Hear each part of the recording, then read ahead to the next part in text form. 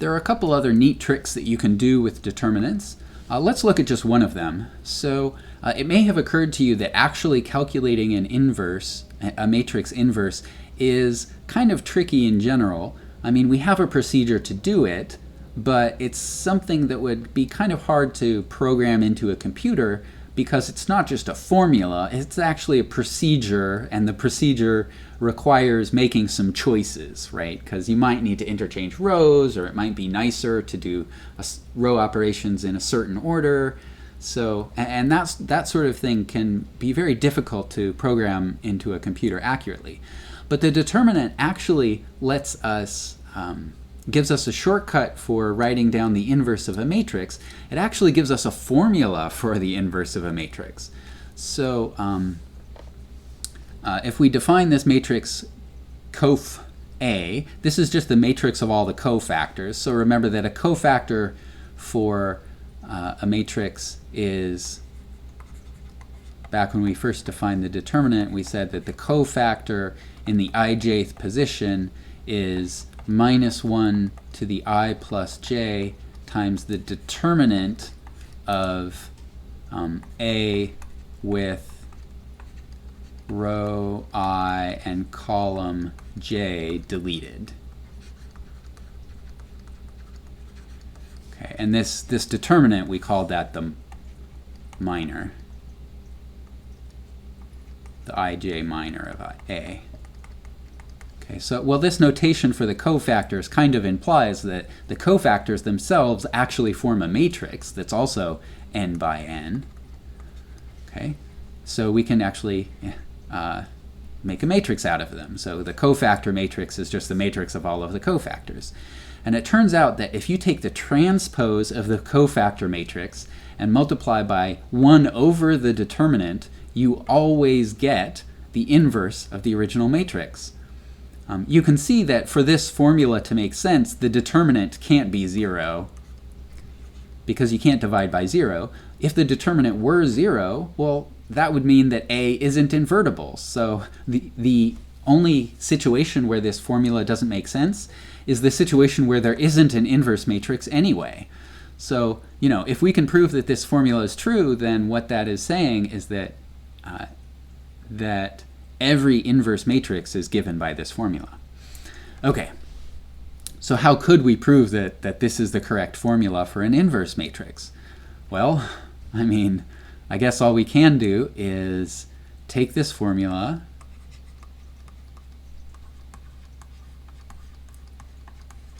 and multiply it by A and see, do we get the identity matrix?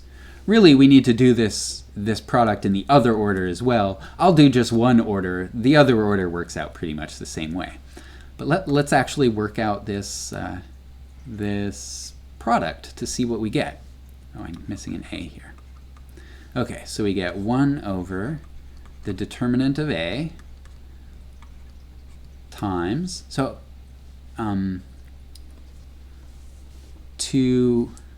so what we're going to have to do is write down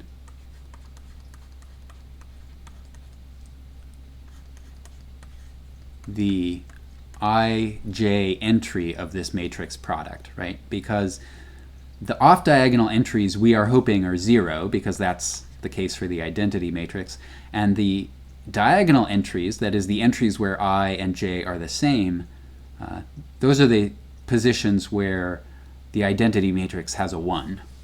So let's see, this is 1 over the determinant of, okay, so what is the ijth entry of this matrix product? Well, a matrix product is, right, it's a sum where k goes from 1 to n, and then you take the first matrix, so the cofactors of A, the transpose, you take I, k, and you sum those against the kj entries of the factor on the right. Okay? So this is 1 over the determinant of A. Oh, I missed my A over here. So sum from k equals 1 to n. Now this transpose, right, the ik entry of the transpose is just the ki entry of the untransposed, right? The transpose just switches columns and rows, so it switches your column index and your row index, times a kj. Okay. Now, there are two cases that we need to look at. We need to look at the case where I is equal to j, and we need to look at the case where I is not equal to j. So let's look at the case where I is equal to j. Remember, those are the diagonal entries, and we're hoping to get a 1. So if I is equal to j, we get 1 over the determinant of a times the sum from k equals 1 to n of cofactor of a in the ki position times a sub kj, but remember I and j are the same here, so I can write I here. Okay, so this is 1 over the determinant of a times, well, look at this formula. This is the determinant. This is the determinant of a.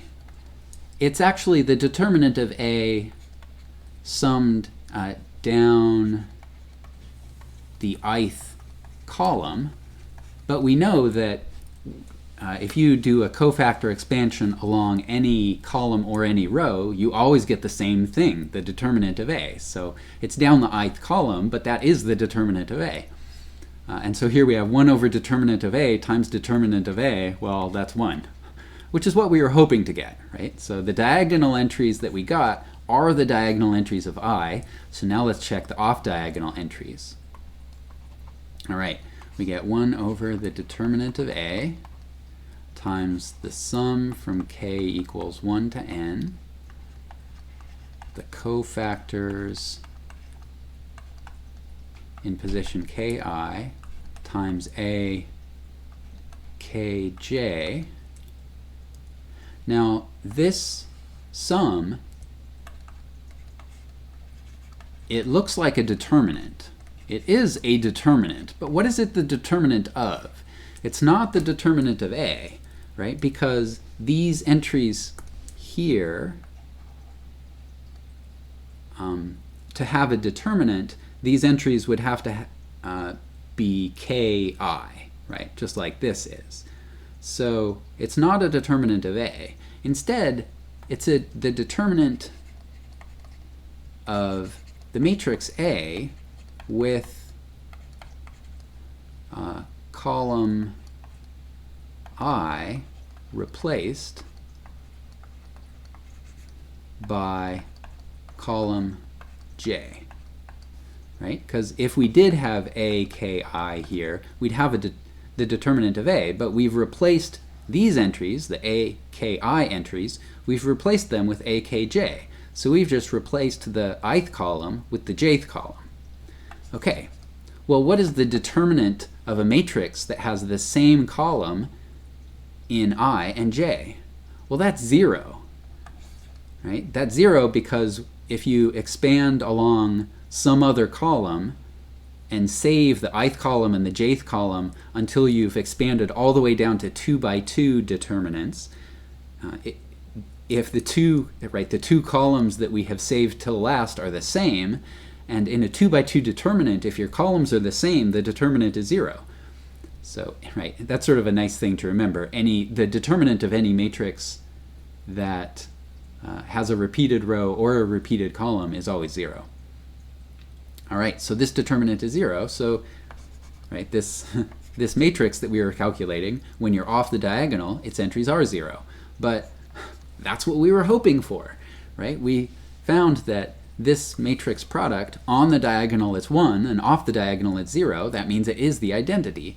So we multiplied this thing by A, and we got the identity. That means this thing really is A inverse. All right, so this is a really nice, handy formula for the inverse. Maybe not so much for humans. You know, for humans, maybe it's faster to just do a row reduction. But this formula is very easy to program into a computer, right? So that's really where this kind of formula, where it shines. It's because it's deterministic, it's straightforward, it's also recursive, if you know that term from computer science. So it's straightforward to calculate.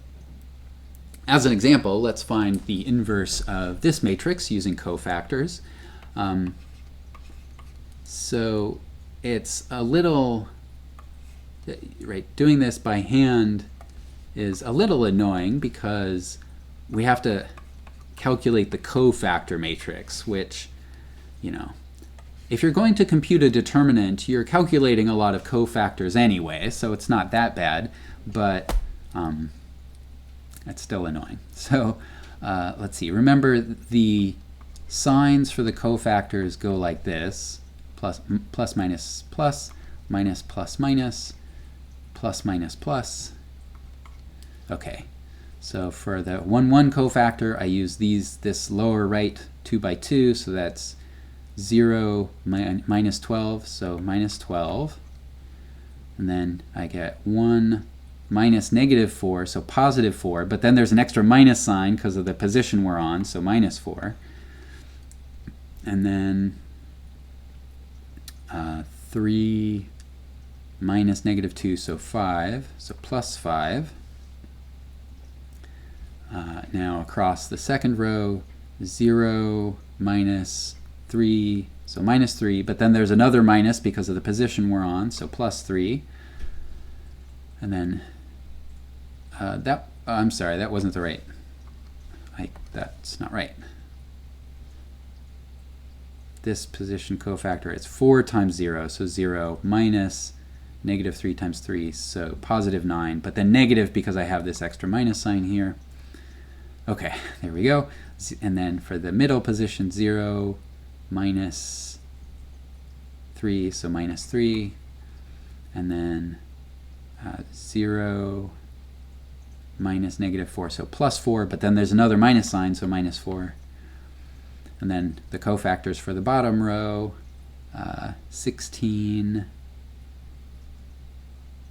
minus negative 6, so 22. And then, yes, and then 0 minus negative 3, so positive 3, but then there's another minus sign, so negative 3. And then this last one is 0 minus 4, so minus 4. Okay, so that's our cofactor matrix. Hopefully I don't delete too much. I'm just cleaning this up a little bit. Okay, so there's our cofactor matrix. The determinant of this matrix, right? We have the cofactor matrix sitting in front of us, so we can use these cofactors going across the first row. It's right, 0 times negative 12 plus 4 from here times the cofactor for that position, which is minus 4, plus negative 3 from this position in the matrix A times its cofactor, which is 5. So we get, let's see, minus 16 minus 15, it's minus 31. Okay, now we can find the inverse. It's minus 1 over 31 times, remember, the transpose of the cofactor matrix. So negative 12, negative 4, 5, negative 9, negative 3, negative 4, 22, negative 3, negative 4. Okay. So I won't actually check that this is the inverse by multiplying it by A. That sounds like a lot of extra arithmetic. But you get the idea, right? This is a very, although it's a ton of work for us as humans, it doesn't require any decision making. It's just a bunch of arithmetic. And so this is exactly the sort of computation that computers are really good at. And so computers can calculate an inverse matrix in a flash using this formula.